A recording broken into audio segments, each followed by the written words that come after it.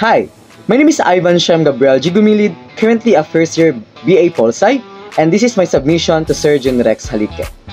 In this presentation, we will be talking about the legislative process of how bills in the Philippines becomes a law.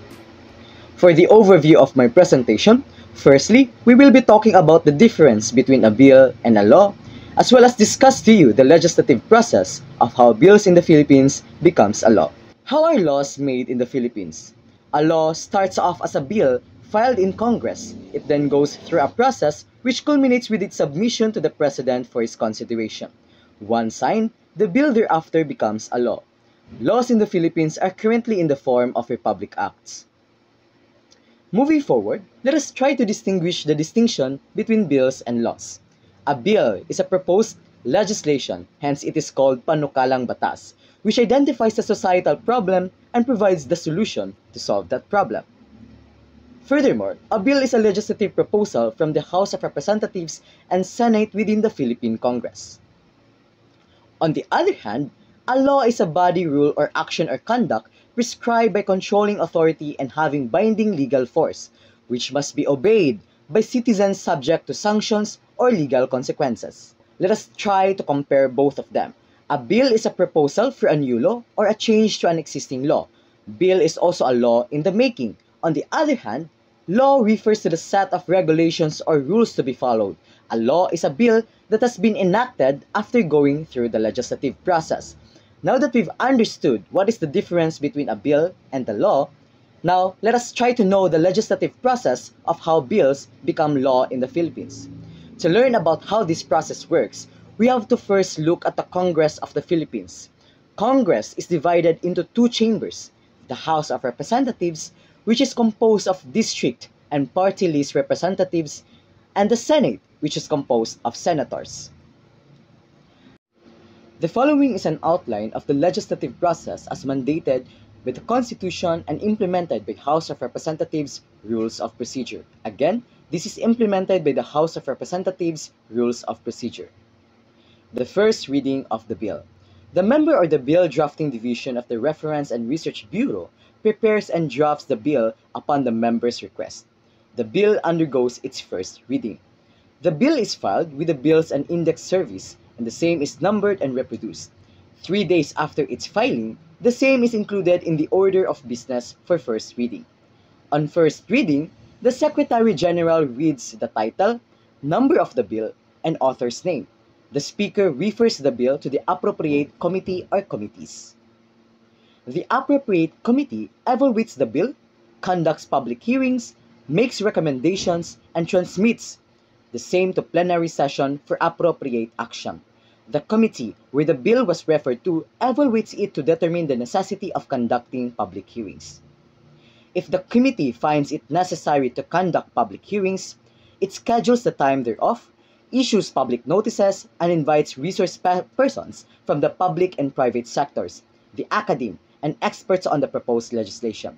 If the committee finds that public hearing is not needed, it schedules the bill for committee discussion or discussions.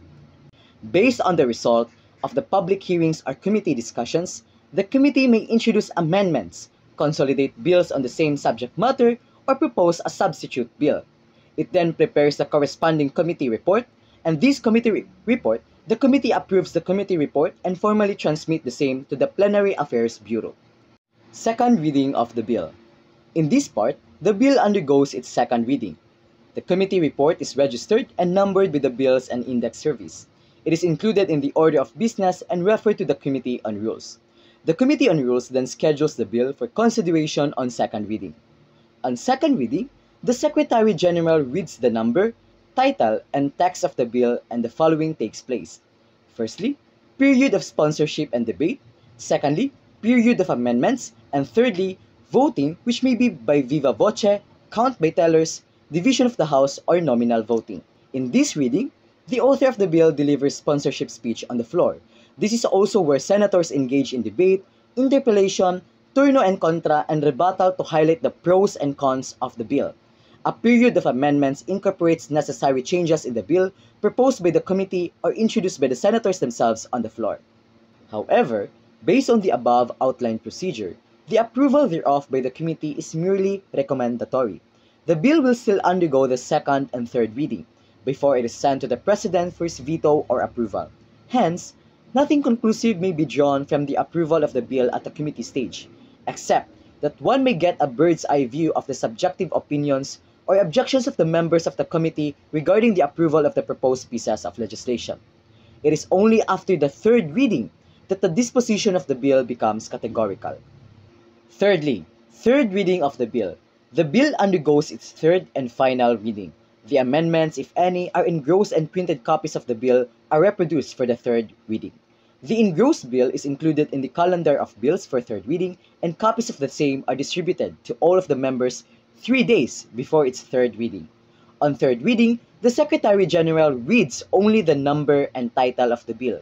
A roll call or nominal voting is called, and a member, if he desires, is given 3 minutes to explain his vote.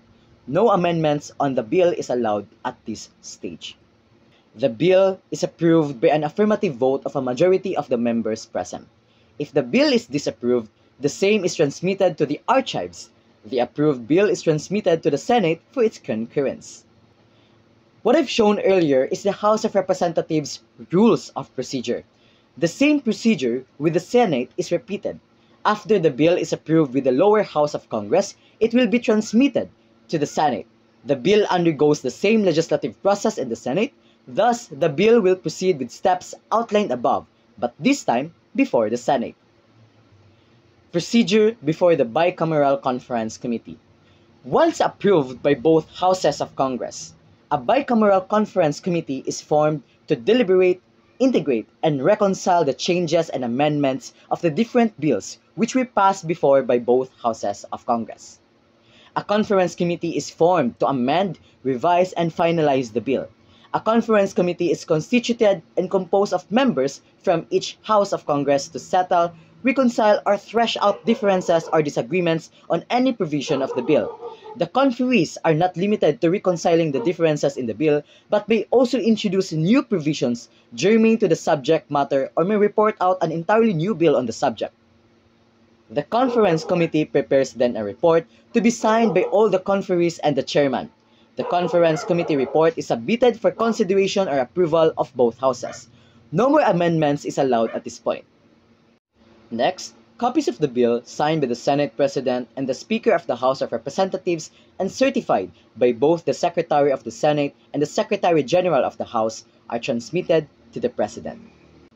Now, let's move forward to the most exciting part: approval or veto by the President. The President may do any of the following. A. If the bill is approved by the President, the same is assigned an Republic Act, or RA, number and transmitted to the House where it originated. For example, the SIM Registration Act. This bill aims to protect Filipino consumers against commerce and identity theft. This is a consolidation of House Bill number 13 and asked by the Senate President Juan Miguel F. Zubiri and House Speaker Ferdinand Martinez on September 28, 2022. President Marcos signed this into law on October 10, 2022 as Republic Act 11934. Or letter B, if the bill is vetoed by the President, the bill, together with a message citing the reason for the veto, is transmitted to the House where the bill originated. The approved or vetoed bill then goes back to the Congress for appropriate action.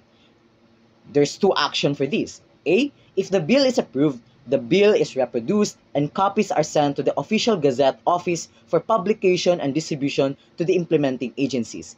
It is then included in the annual compilation of acts and resolutions. Or letter B, if the bill is vetoed, the message is included in the order of business. But we're not done yet. If the Congress decides to override the veto, the House and the Senate shall proceed separately to reconsider the bill or the vetoed items of the bill. If the bill or its vetoed items is passed by a veto of 2/3 of the members of each House, such bill or items shall become a law. Furthermore, as provided in Article 2 of the new Civil Code of the Philippines, laws shall take effect after 15 days, following the completion of publication in the Official Gazette unless it is otherwise provided. Now, here is a visual summary of how bills becomes a law in the Philippines. Now, that wraps up the legislative process of how bills becomes a law in the Philippines. Remember, Bills are laws in the making. They don't hold any legal binding force. We're done discussing how bills in the Philippines becomes a law. We're done discussing the distinction between a bill and a law. Thank you so much for listening. See you next time. My name is Ivan Shem Gabriel Gigumilid from Bapos 1A.